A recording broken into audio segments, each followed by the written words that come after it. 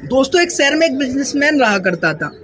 उसका बिजनेस बहुत अच्छा चल रहा था और उस शहर में उसने बहुत ज़्यादा नाम कमाया था। कुछ सालों बाद उसका बिजनेस में लॉस हो जाता है और उसका जो बिजनेस होता है फेल हो जाता है। बिजनेस तो उसका फेल होता है, लेकिन उसके साथ साथ उस पर कर्ज भी हो जाता है, जिससे वो बहुत ज़्यादा डिप्रेशन और टेंशन में चले जाता है। वो जब उसका बिजनेस फेल हो जाता है तो वो अपने शहर को छोड़कर दूसरे शहर में नौकरी करने जा रहा होता है। तो वो उस टाइम एक स्टेशन पे बैठा हुआ था और बहुत ज़्यादा सोच में और टेंशन में था कि अब ये मैं कर्जा कैसे चुकाऊंगा और ये बिजनेस जो मेरा बिगड़ गया है, ख़राब हो गया है, लॉस हो गया है, इसको मैं रिकवर कैसे करूंगा। उसी समय उधर से एक सामने से एक बूढ़ा शख्स आ रहा होता है जो कोट और बोट में होता है। तो जो बूढ़ा शख्स सामने से आ रहा होता है वो बहुत स्मार्ट होता है, कोट पैंट पहना हुआ होता है और आकर वो जवान बिजनेसमैन के पास रुक जाता है और कहता है, बेटा कैसे टेंशन में बैठे हुए हो, लगता है परेशान हो तुम। तो वो बताता है कि मेरा जो बिजनेस था अच्छा चलता था और वो अब लॉस में चले गया है, जिससे मैं बहुत ज़्यादा टेंशन में हूँ और मैं शुरू करने की सोचता हूँ तो मेरे दिल में एक सवाल उठ जाता है, क्या फिर लॉस में चले गया, अभी तो कर्जे में हूँ और ज़्यादा कर्जे में चले जाऊँगा। तो वो बूढ़ा शख्स उसके कंधे पे हाथ रखता है और कंधे पे हाथ रखकर अपनी पर्स में से एक चेक निकालता है और चेक उसको भर के $50,000 का दे देता है। जब उसको वो $50,000 का चेक देता है तो कहता है, ये चेक अपने घर पे जाके रख लेना, इसका इस्तेमाल जब भी करना जब जाके तुम पूरी तरह फेल हो जाओ, तुम पे बहुत ज़्यादा कर्जा हो जाए और इसको चुकाना। टेंशन बिल्कुल भी मत लेना, पैसे तुम्हारे पास है ही चुकाने के लिए, लेकिन मेहनत करना।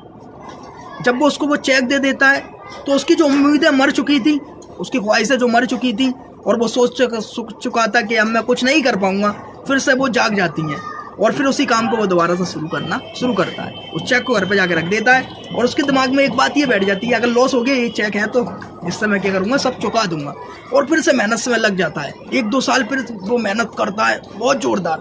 जब वो ये बहुत ज़ोरदार मेहनत करता है, फिर कुछ सालों बाद उस शहर का वो फिर से रईस इंसान बन जाता है।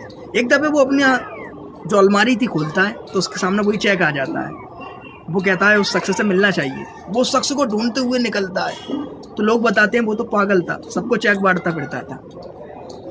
तो दोस्तों, इस कहानी से हमें यह शिक्षा मिलती है, जब हम ज़्यादा जो समस्याएं होती हैं, वो परेशानी होती हैं, ज़्यादा बड़ी नहीं होती, हमारे दिमाग में बहुत ज़्यादा बड़ी हो जाती है। लेकिन उसी टाइम अगर हमारे कोई कंधे पे हाथ रख के कोई ये कह दे, टेंशन क्यों ले रहा है, मैं हूँ ना, अगर कुछ नुकसान हो गया तो हो गया, मैं चुका दूंगा, चाहे वो हमारा नुकसान चुकाए नहीं, चाहे वो हमारा कर्ज चुकाए नहीं। अगर उसने ये बात कह दी तो हमारी आधी परेशानी दूर हो जाती है और फिर इससे हमें नई काम करने की और नई हिम्मत पैदा हो जाती है और उस काम को कर लेते हैं। जैसे उस बूढ़े शख्स का उसने चेक का इस्तेमाल भी नहीं किया और सारा कर्जा उसने अपने पास से ही चुका दिया। तो दोस्तों, अगर आपकी ज़िंदगी में ऐसे लोग हैं जो आपके कंधे पे हाथ रख के कहते हैं लॉस हो गया तो हो गया, हम है तो ना चुकाने के लिए, तो चाहे वो आपका चुकाए नहीं, लेकिन उसने ये बात कह दी, आपकी जो टेंशन होती है कि उसको देना पड़ेगा, उसका कर्ज हो गया है, अगर वो मांगने आ गया, ये टेंशन दूर हो जाती है।